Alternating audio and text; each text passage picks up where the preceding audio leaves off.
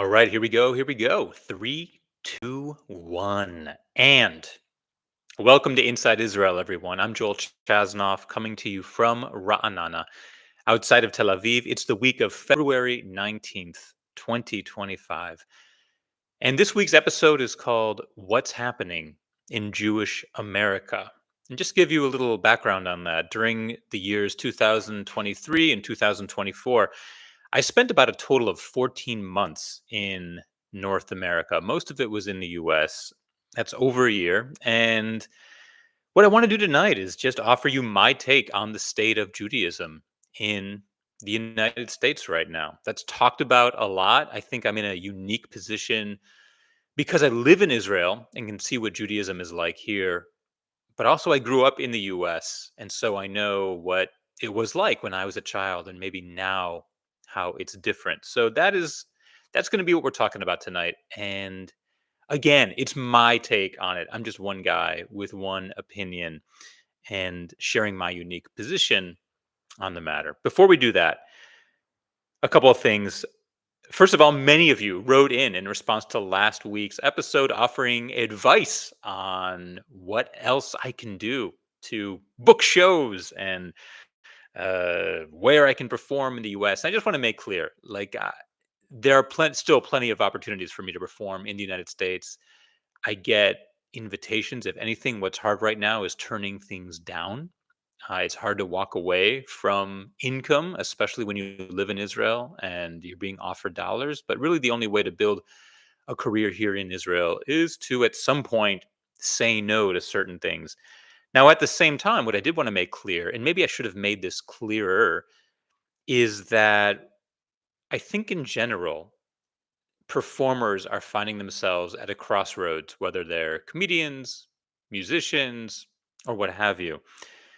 The model that I grew up on, really for most of my career, was what you might call the invite model, where an organization would reach out to me, whether it's Federation or a Hillel, a JCC, and they would say, we're having a big event, whether it's a fundraiser or just a social event. We're looking for a comedian. Tell us about what you do. And I was invited, and others were invited. The model right now seems much more to be the comedian driven social media model. And in this model, instead of the organization reaching out to the comedian, comedians are renting spaces, renting small theaters, renting performance halls, and using social media to sell tickets to the shows that they produce themselves. I've traditionally done that once a year for Christmas Eve for the Jews, the show at City Winery in New York on Christmas Eve. But for the most part, well, entirely outside of that, I've always used the invite model. And so really I'm finding myself at a crossroads. I could keep pursuing stand up in North America, but it would mean really hammering down hard on the social media model where I would use my own social media platform to try to produce and book these shows. And to me, it's much more compelling to try to do comedy here in Israel. And that's my intention, is to do comedy here in Israel in Hebrew for Israelis. In any case, I really appreciate all of you out there in the audience who wrote in with advice on where I might perform and synagogues, JCCs, federations to contact, and that you'd put in a good word for me. I know it comes from love and from a good place. Believe me, I appreciate it. The other thing I want to do before we jump into tonight's topic is I want to talk about the big news out of Israel this week. And, there was a lot, I think, of news in Israel. But to me, the most compelling thing was that three more hostages were released over the last weekend: Sagi, Sasha, and Yair. And I want to share a little bit of the Israeli perspective on this. It really has turned into the ultimate reality TV show. And I don't say that in a disparaging way, but really we have no choice. Every Saturday, more hostages are released. And I tell myself, it's Shabbat, just stay away from the news. You'll find out anything you need to know Saturday night. But it is so damn hard to stay away. And what I mean by the ultimate reality TV show, I mean, think of reality TV, except these aren't actors who've been picked because of their audition or their look.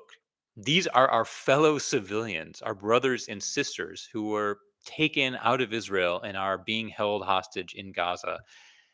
And as they're being released, it's unscripted television as we watch them being taken by the Red Cross to the meeting point, as we watch them on stage paraded by Hamas.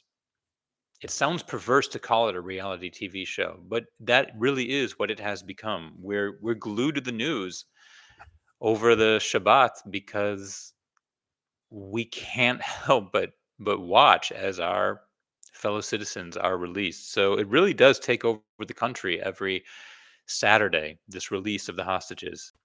The other thing Israelis are talking about are it's this 12 noon deadline that supposedly there was a deadline 12 noon.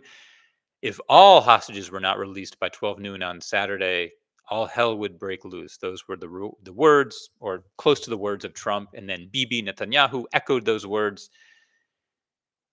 And of course, it didn't happen. And I say of course because I certainly never believed that it actually would happen.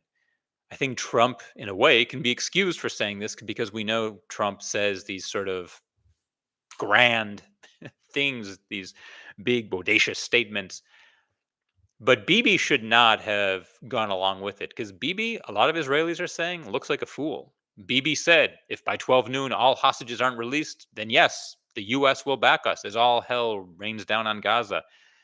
And lo and behold, 12 noon passed and three hostages were released, which was the original plan. And Bibi made himself look ever more foolish by saying, no, as long as nine hostages are released, that's what we meant. No, no, actually, as long as the three hostages are released, that's what we meant.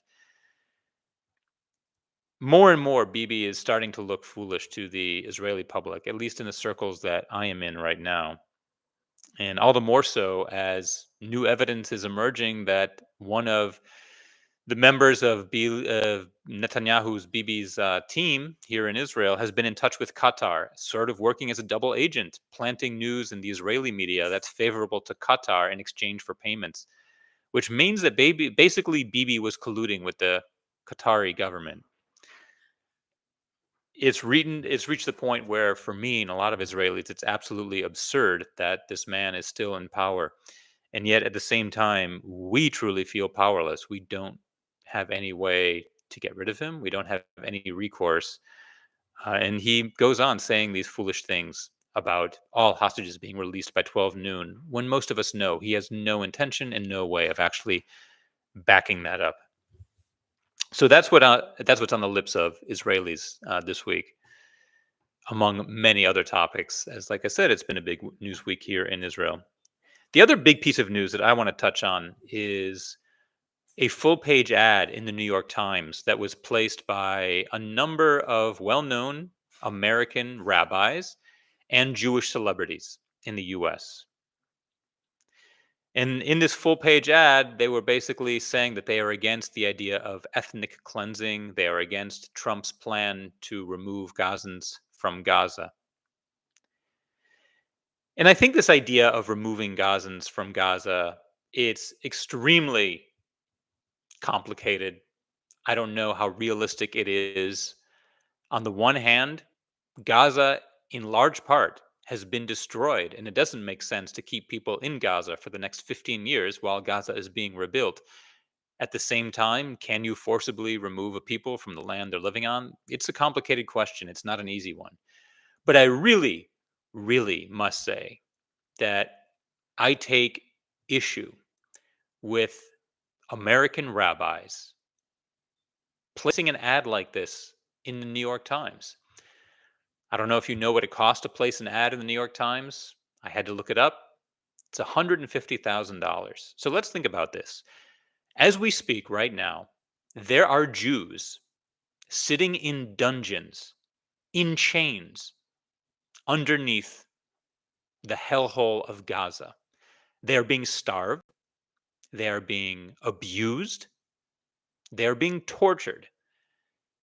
And yet we have rabbis in the United States who feel that the best use of $150,000 in this situation is to place an ad in the New York Times on behalf of the Palestinians in Gaza.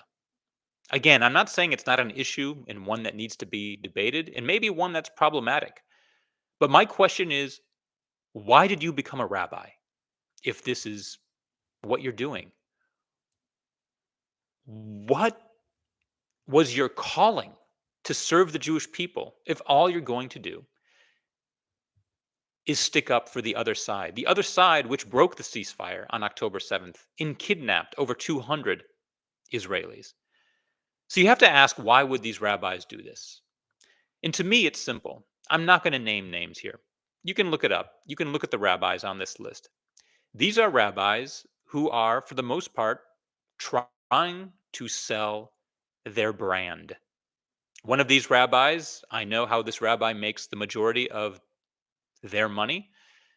It's by conducting coming of age ceremonies, not bar and bat mitzvahs, but coming of age ceremonies for wealthy Jews who decide they don't want to be part of a synagogue. They don't want to have a bar and bat mitzvah for their child. So instead, this rabbi will take them out to the forest and they'll do some sort of ceremony with water and leaves and a bridge and basically whatever the family wants. And this family pays this rabbi a lot of money. And this rabbi conducts a coming of age ceremony for the child and rakes in a lot of cash for doing this. And there's absolutely no Jewish continuity in this ceremony.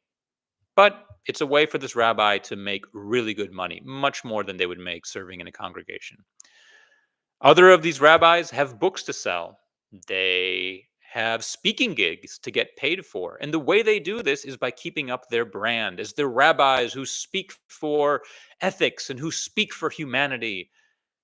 But they're forgetting why they became a rabbi in the first place, which is to serve the Jewish people. And I find it absolutely deplorable and inexcusable that these rabbis would not only put their name on this kind of letter, but would decide that the best use of their time and name and $150,000 is to put an ad in the New York Times on behalf of the very same Gazans who were kicking and beating and kidnapping Jews on October 7th and for the past 500 plus days.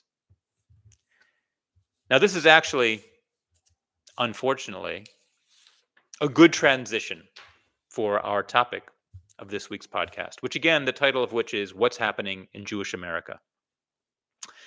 Again, over the course of 2023 and 2024, I spent over a year in the United States and Canada, and I really got to observe firsthand what Jewish North America, and from now on, I'm just going to say Jewish America, is like. It was impossible to not formulate a few takeaways after having been there for so long. So let me tell you up front, most of what I'm going to tell you right now is not optimistic. In fact, a lot of it is pessimistic. And it makes me wonder, should I even be talking about this at all? Because for the most part, we're an audience who really cares about the Jewish people. Do you want to hear bad news? And I think that's actually Dafka the reason that I am going to share this with you. First of all, the mission of this podcast is to tell you the unfiltered truth as I see it as someone who lives in Israel, but still has roots in America, both family roots and career roots. And the second reason is that, unbelievably, I don't see anyone else talking about this, not on the scale it needs to be. No one is speaking about the future of Jewish America and really if there is such a thing. And if there is, what needs to be done to rectify the situation we find ourselves in right now. Now, I really want to make clear to everyone out there who's listening, if you're watching the recording, who's watching, that I am not talking about everyone. In fact, I would say that if you're tuning into this, that you're one of those who really is engaged and really does care.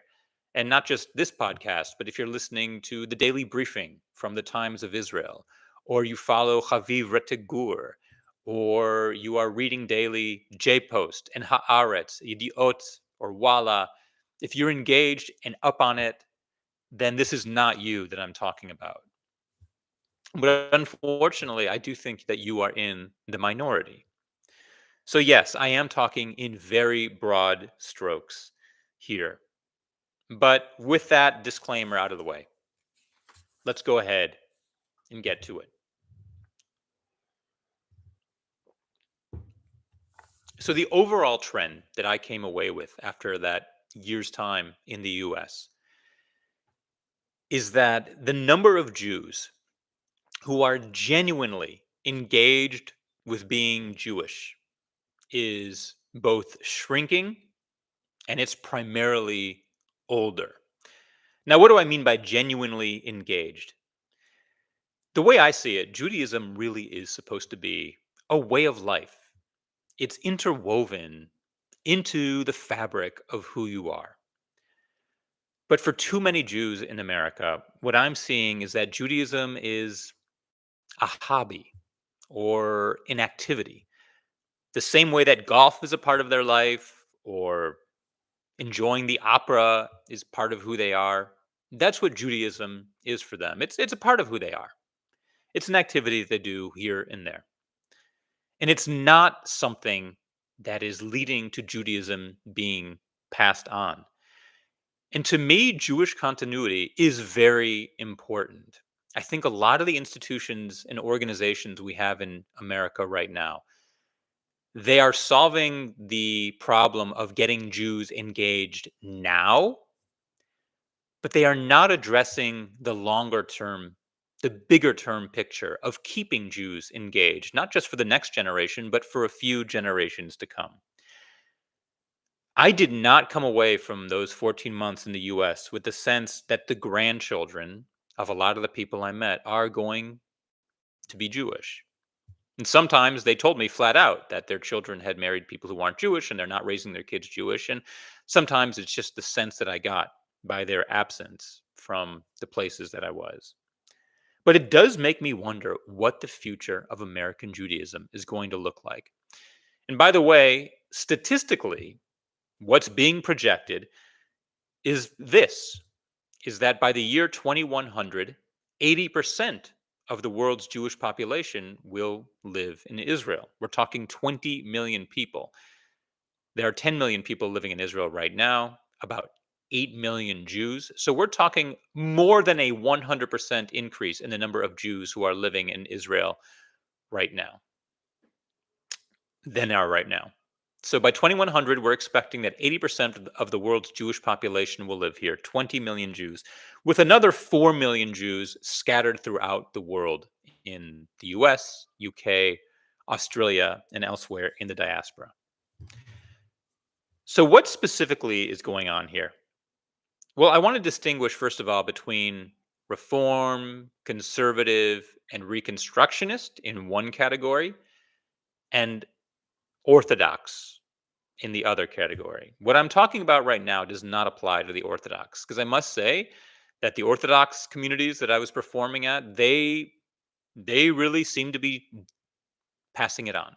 They're sending their kids to day school.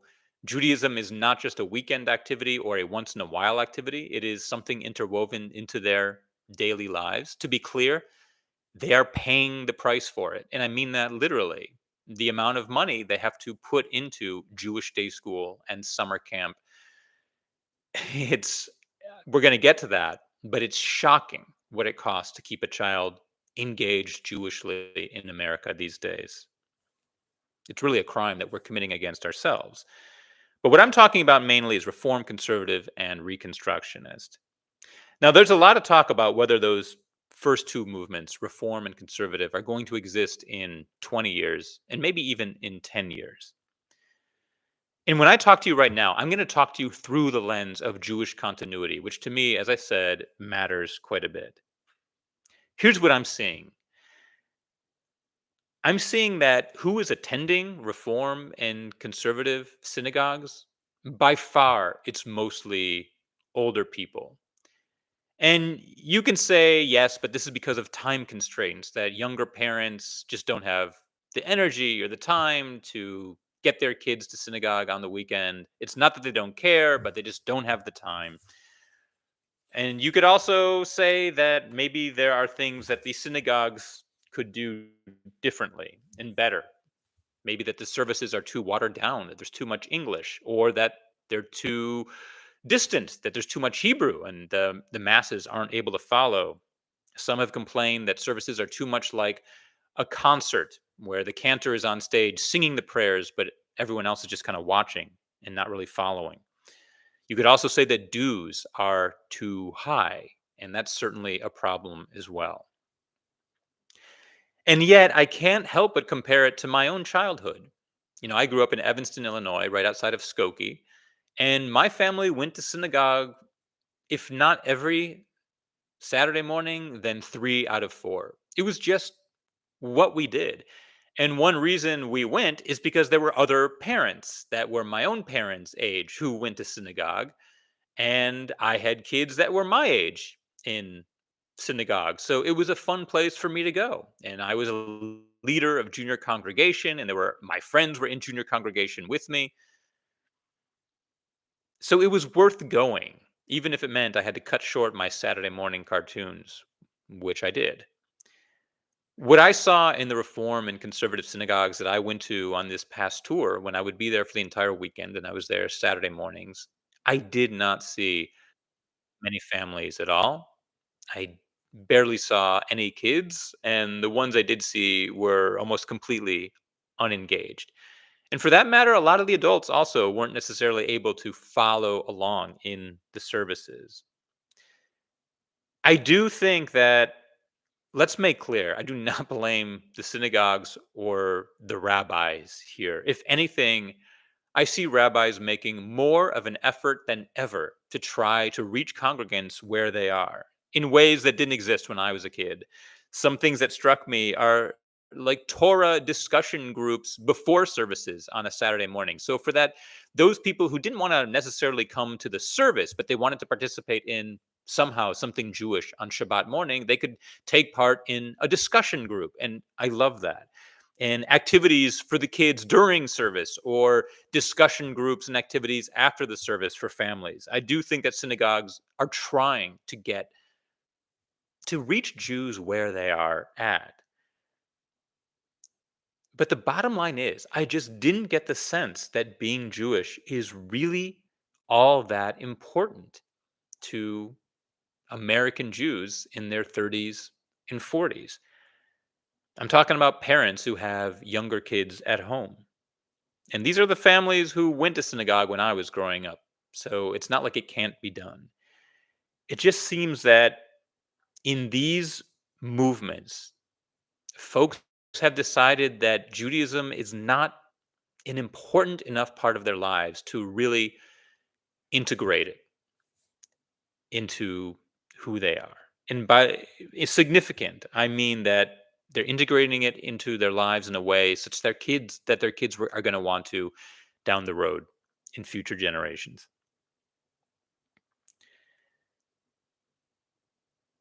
Let's talk about teens. I did do a few workshops with teens while I was in the US on tour. And I got to tell you, I did not find teenagers all that knowledgeable about Judaism in general and Israel in particular. I'm not just talking little gaps, I'm talking major, major holes, as in not much Jewish knowledge at all. And I'm talking here about kids who did not go to Jewish day school, the ones who go to Sunday school and Hebrew school. And this goes back to a feeling that I've had since college. I remember in college meeting kids at Penn, where I went, which is a fairly Jewish school. And I would ask them why they didn't go to Hillel. And they'd said, I hate shul. I hate synagogue. They wouldn't even say shul. They'd say synagogue. I'd hate synagogue. And I'd say, why? And they would always say Hebrew school.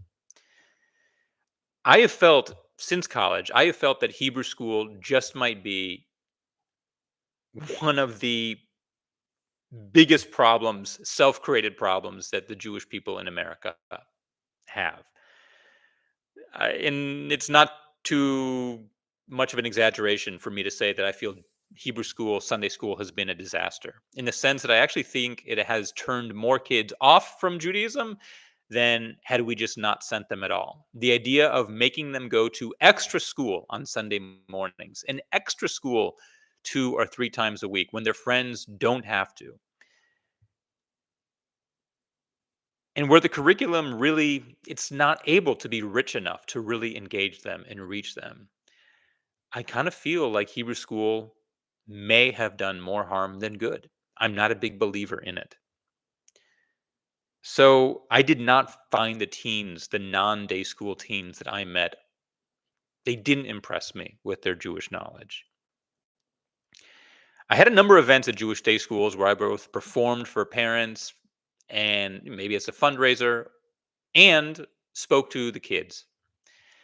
And I must say, like the day schools I was at, they were incredible.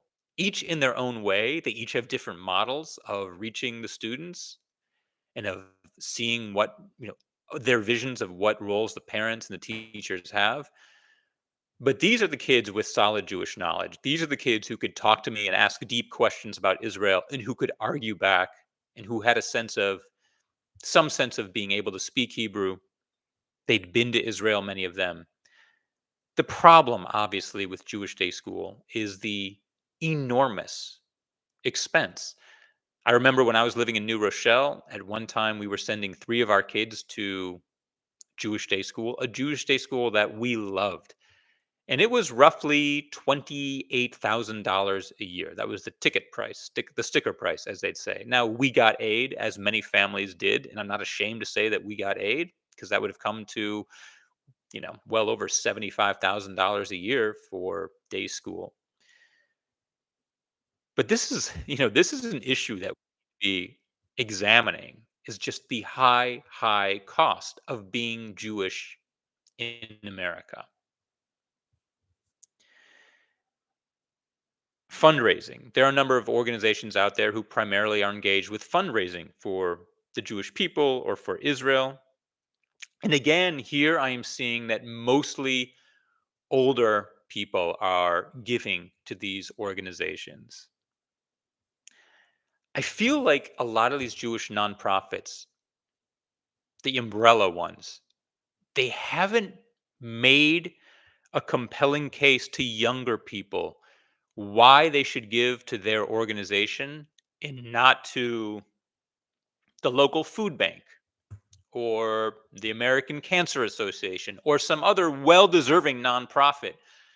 But what is the argument that you need to give to the Jewish organization and not to one of these other nonprofits? Because young Jews want to give, they want to do good.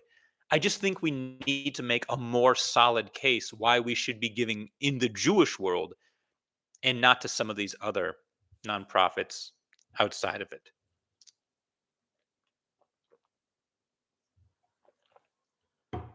Now, were there any areas of hope? Well, of course there were. I was at a number of synagogues where they really rethought what their service might look like. They incorporated music and songs and this real spirit, what we call in Hebrew, avirah, environment, but it's much more than that. This atmosphere of joy of being there. And the rabbis and the cantors were engaged with the congregation in the service in a way that truly made the congregants participants. And it wasn't watered down. It was more of a Karlibach, Camp Ramah style of engaging the congregants. And this is both in Reform and Conservative, so it's not restricted to one of the movements. Another area of hope is summer camp. Throughout my tour, and I still do this, I'll sometimes perform at summer camps and then do workshops on Israel. Time and time again, we have found in study after study that summer camp is the number one way to keep kids Jewish engaged in America. We're such a smart people, and yet we haven't seemed to learn from this. We should be saying if summer camp is the number one way to keep kids engaged and Jewish, what are they doing that we can copy throughout the year? And yet, instead, all I see is people saying camp is the number one way to keep kids Jewish. We'll send them to camp. We need to, for lack of a better word, steal the camp model and replicate it elsewhere throughout the Jewish world. If we know that Jewish summer camp is super effective, we need to double down on that and make the camp model more a part of our lives. And that brings me to birthright. There's a lot of fanfare over birthright, this idea that kids 18 or older can get a free trip to Israel, 10 days, 12 days, whatever it is. And there's the debate. Does it work? How well does it work? But I think we sort of skipped over the fundamental question when birthright began in the year 2000, which is this the right way to spend $100 million on the future of the Jewish people? I think birthright is sexy. The idea of a free trip, no questions asked, just prove you've got what, one Jewish grandparent maybe? That's a cool and sexy idea. And the name birthright, you deserve it. But I think we need to re examine whether this is actually the best use of all that Jewish money. I, for one, am not convinced that birthright has led to a significant increase in the likelihood of Jewish continuity. Certainly not in a way that I'm seeing out there in the world right now. I remember I staffed one birthright trip, and at the end of the trip, I did not get the sense that the college students that had been on that 10-day trip had significantly changed in any way Jewishly. I think for many of them, it's kind of a party, a little vacation, drinking, soldiers, but that depth isn't really there, maybe not in a way that really creates the chances for a Jewish future. And you hear the stories about couples who met on birthright, and yeah, there are those outliers. But again, I think we need to step back and re-examine if this is the right way. I personally would love to see $100 million go to Jewish day schools and have a program where Jewish day school is free or close to free for those who want to send their kids there. And by the way, pay our teachers more as well with some of that money. I think that would lead to better outcomes than a free 10-day trip when you're already 18 or 20 or 24 years old. So, given what I just told you now, what is needed? I feel like we need a complete reboot of Jewish America. If it were up to me, if I were the Pope of the Jewish people, which, by the way, I think we need some sort of one leader, one figurehead to sort of represent all the Jews and at least be in charge of the meetings and the committees and speak for the Jewish people. We don't have that. But if I were the Pope, I would want to call together a committee of really smart people who will be honest. I'm talking about rabbis, camp directors, Hillel professionals, JCC professionals, nursery school teachers, day school principals, people who are really engaged with Jews, who can brainstorm some new ideas and maybe bring in some tech entrepreneurs as well and some really creative people, artists, comedians, musicians who've been out there and rethink what it means to be Jewish in America and raise Jewish kids in America, because we seem to be using the same models that we were using literally 40 years ago when I was a child without that much change. I think another problem is no one is talking about this. We need to make this a central issue in the conversation in America. But I think a lot of these synagogues are so afraid of not being around. A lot of these nonprofits are afraid of people not giving that no one wants to actually confront the question, will we be around in 10 years? Because if you raise that question, no one's going to join and no one's going to contribute. But we need to talk about it. I think we also need to acknowledge that tikkun olam, the idea of making the world a better place and being a light unto the nations, as wonderful as it is not enough. And I see in a lot of the more progressive congregations in America that they're becoming very tikkun olam based, almost as if saying, you don't need to light Shabbat candles, you don't need to come to services, come to the soup kitchen and volunteer. It's the same thing. It's so important to be a light unto the nations, and it's important to volunteer and to teach your kids to volunteer. But it is not the same thing. What it will lead to is the next generation of children who know that it's really important to work in soup kitchens, and that's great. But what's missing is the idea of Judaism, and that this is a Jewish value and something they want to pass on. I need to add, by the way, that this is another reason why I live in Israel right now and why I want to build a career here, because this is where it's happening. This is where Jewish life is redefining itself. And yes, it's a struggle. And yes, we're at war with one country, maybe two, maybe three. I've lost count. And yes, we send our kids to the army. And yes, our government is corrupt. But it is the place where the biggest Jewish questions are being grappled with, confronted, and we're attempting to answer them. And I just think it's really exciting to be a part of it here. And that brings me back to those rabbis who took out an ad in the New York Times. How easy for them, those rabbis who are sitting on the sidelines, to critique us from afar. I can just imagine one of those rabbis sending their own child to the Israeli army. Would they feel differently if their child were in Gaza right now? Would they feel differently if their child were a hostage in Gaza right now? I can assure you they would feel differently. And yet, these rabbis have decided that it's better to be on the sidelines and to make a name for themselves and increase their brand and up their speaking fees and book sales by really taking on the easiest public opinion you can take, which is to stick up for what looks like the underdog without really confronting what's happening here. But they're left out. They're on the sidelines while the rest of us are in the game here. Now, there's one group I didn't mention tonight, and it's actually a group that I'm going to talk about next week. Next week's podcast is going to be called Why Joel Loves Chabad.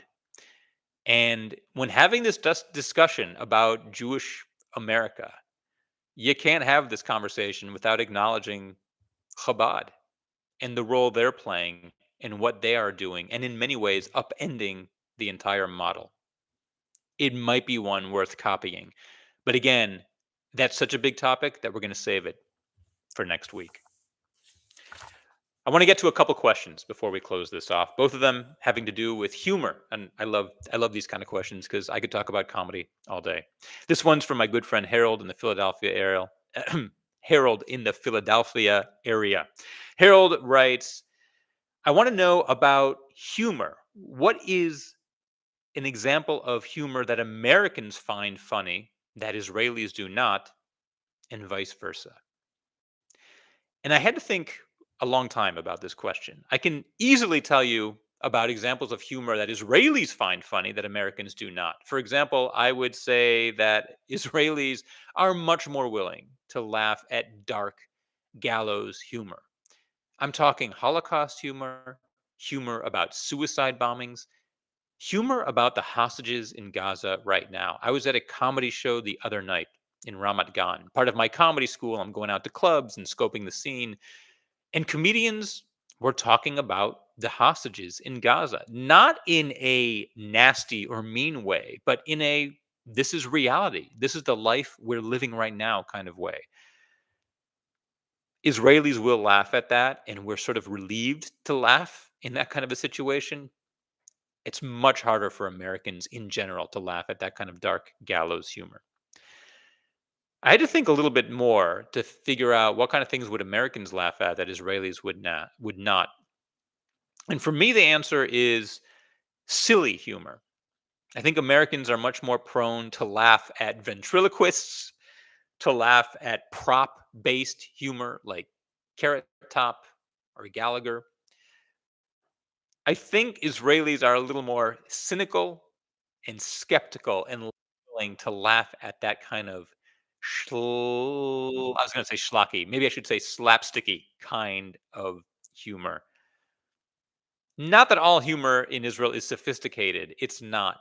but there is a little bit more of a brainier, clever element required. At least the best jokes tend to have that element of cleverness. Great question, though. And now Judy from Boston said, I noticed that I'm less likely to laugh. Let me start over. I notice that I'm less likely to laugh out loud when watching alone, whether it's a stand up comedy routine, sketch, movie, or sitcom. Even when thinking, wow, that's hilarious, I don't laugh if other people aren't with me. So Judy asks, is this a thing? Do people tend to feed off others when laughing? Do your larger shows produce more laughter than smaller venues? I mean, do more jokes get laughed, not just the louder laughs attributed to a crowd size? And Judy, you're onto something here. Humor is contagious. It's actually in my contract now that I explain to people how to set up the room for the show. It's that important. The room needs to be intimate. I've always said I would rather perform for 10 people sitting in a closet than for 1,000 people sitting in a football stadium where 39,000 seats are empty. You want that intimacy. And Steve Martin actually said that the more uncomfortable people are, the funnier the show will be. And it's true. I've had people where they're sitting in theaters in plush seats with the perfect lighting. And I've had shows where people were sitting on the floor or in bean bags or cross legged and leaning back on each other. And believe me, that second kind, it's always funnier because there's something about that intimacy, being uncomfortable. As a comedian, you have a connection with the audience. It's a dialogue. You have your lines, they have their laughter, but it's a conversation. And it's much easier to have that conversation when people are kind of uncomfortable and in a more natural setting physically and when they're closer to each other. I think laughter is a social event. And when we're with other people, we not only hear them laughing, but it's a way of signaling to others, hey, we are part of the same group. Don't attack me. I'm safe if you really want to get Darwinian about it. But yeah, for sure. I mean, I've had the experience of watching movies in theaters and we were all laughing out loud. And then later on, watching that movie on, on television alone and even thinking like, wow, were we laughing out loud at this? But there's something about the communal aspect of laughter that definitely you want to be in a group and in an intimate group, packed together so that you can't move. Sardines. That's why I want to see my audience right on top of the other because laughter is contagious. Thank you for those questions. I love them. Keep sending your questions, folks. You can do that through the website at joelchasnoff.com. That's also where you can sign up for my newsletter.